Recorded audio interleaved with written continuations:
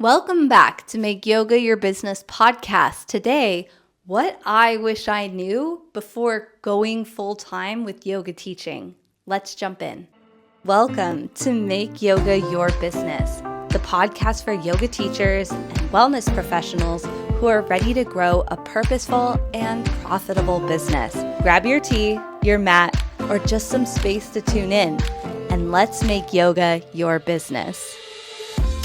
Welcome back to Make Yoga Your Business podcast. I'm your host, Kai. Thanks for tuning in. And this is for the yoga teachers out there who have ever dreamed of making yoga their full-time job, but they aren't quite sure how to go about it without burning out. And I want to start by being clear that teaching more classes weekly is not the answer. In a way, it's actually a trap that a lot of yoga teachers get stuck in. By the end of this episode, you'll walk away with clarity around why teaching more does not necessarily equal more income and impact. The one resource that determines your long-term success, and it's not something like Instagram or TikTok, and a fresh visual roadmap of your ideal business as a full-time yoga teacher. So let's bust the myth that you do not go full-time teaching yoga by teaching more classes.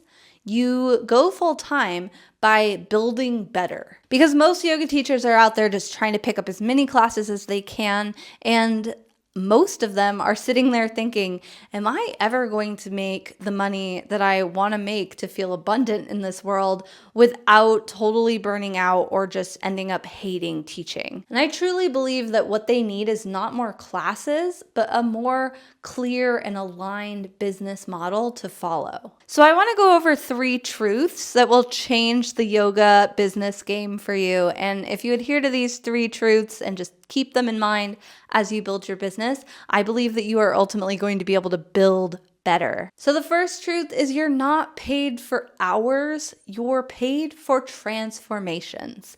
So the more transformation you can create for your students, the more you're ultimately going to be paid. Because obviously, us as teachers, we have a ceiling per hour. We can only have so many students in the room. We can only offer so many classes per week until we literally run out of hours in the week. But if you create offerings that are a higher value, meaning they have a bigger transformation for your students, you can charge more for those offerings. So what am I talking about? I'm talking about the workshops, the mini retreats, the memberships, the courses, all the things that offer a huge transformation. And so examples of this could be if you were making a course for new moms and they are feeling really disconnected to their body after having a baby. Do you have, say, a 5-week series that you can offer virtually that would definitely get a mom from feeling really out of touch with her body post-baby to back to herself, feeling vibrant and connected to her body? That's a huge transformation, so much value. What about for athletes? If you create, a workshop series for athletes who want to prevent injury, how valuable would that be for that athlete who maybe has reoccurring injuries in the past? It's made them sit out for seasons at a time in the sport that they're playing. This can be huge value and a huge transformation that is worth a lot of money. So truth number 1, create bigger transformations so that you can ultimately charge more without having to teach more hours. Number 2 is your energy is your greatest business asset. We touched on this a little in the last episode when we were talking about staying connected to your practice and how you as a yoga teacher embodying the practice and showing up present and vibrant and energized, able to pour yourself into your students. That is ultimately going to be your biggest attractor that's going to bring your students to you and make them want to stay. But you can't do that if your cup is empty. If you're teaching too many classes a week, you're just going to end up being a diluted teacher who doesn't have anything left to give, and your students are going to feel that. Go and watch last week's episode about staying connected to your practice if you want more on this. Truth number 3 is that you do not need to have a bigger audience. You need to have a more powerful business plan. This is something I love to teach to my clients because I think having just some fundamental steps of how you can grow your business as a teacher can really change the game for people who are out there just trying to chase studio classes. So here's an example of a real business model that I love to share with my clients. So you have your regular in-studio class, or maybe you have an online membership or a YouTube channel somewhere where you're showing up and you're teaching regularly. This could be Zoom classes, maybe you have one-on-one clients.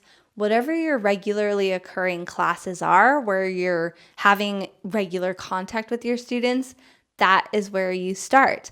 Then with those students, you start to hone in on a niche. You get really clear on what it is, who it is you want to help, and what it is you offer them. And you create an event around it, an event, a course, a workshop, whatever it is. You could do mini retreats, but you take those students that you see regularly and you bring it to the next level. All the while, you are nurturing them with an email list or a long-form content platform where you're staying connected to them and building that relationship. And ultimately, this event series or this event that you offer, you can offer it again and again. This can become your signature event or your signature series, your signature course offering.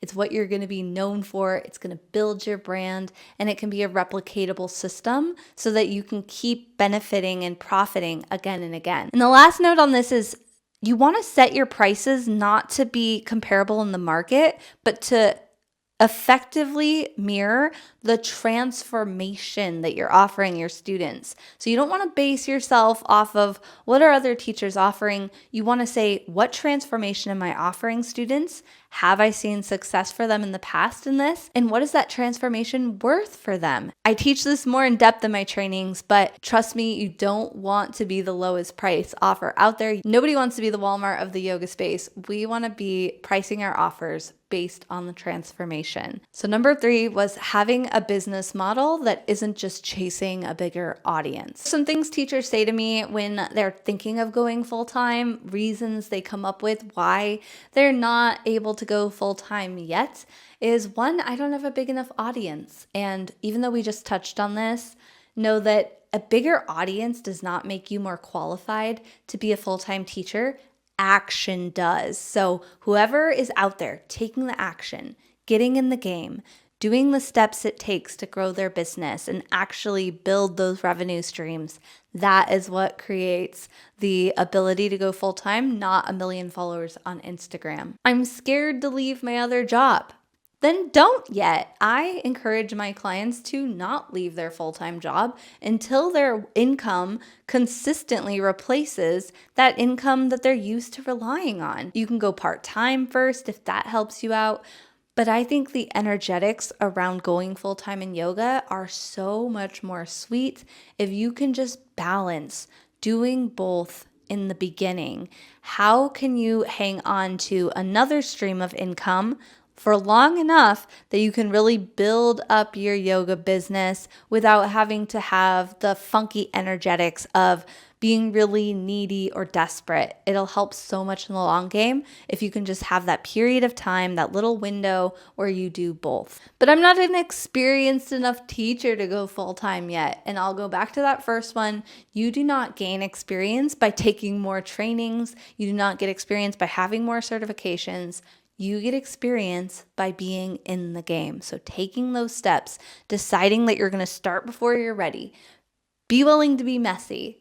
Be willing to mess up at the beginning. That in the game experience is going to explode your growth so much faster than reading a million books or going to another training. So in conclusion, know that going full-time looks different for every teacher.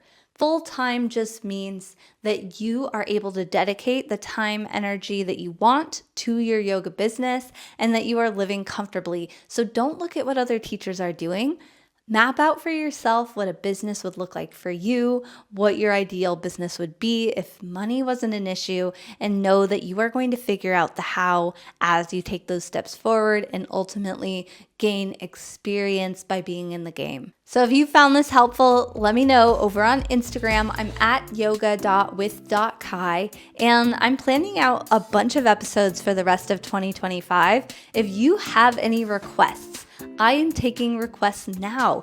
Go over to my Instagram, send me a message and say, Kai, I would love if you would do a deep dive on this. I'm always open to suggestions. I'm here to help you guys as much as I can. So let me know what you'd love to hear about. Otherwise, I will see you in the next one. Thanks so much for tuning in to Make Yoga Your Business podcast. Take care.